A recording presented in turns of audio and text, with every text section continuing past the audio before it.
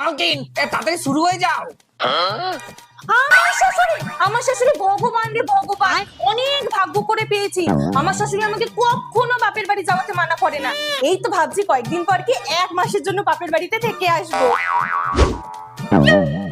মা একটু ঝাড় দিয়ে ওটা শিখিয়ে দিন না, ভালো করে ঘর পরিষ্কারই হয় না আমি ঝাড় দিলে।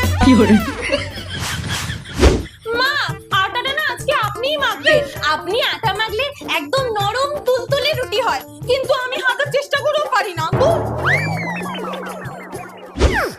মা দিদি আসছে, যত পারবেন নিজের হাতে রান্না করে খাওয়াবেন। আমার ননদ তো শ্বশুর বাড়িতে কত মিস করে মায়ের হাতের খাবার।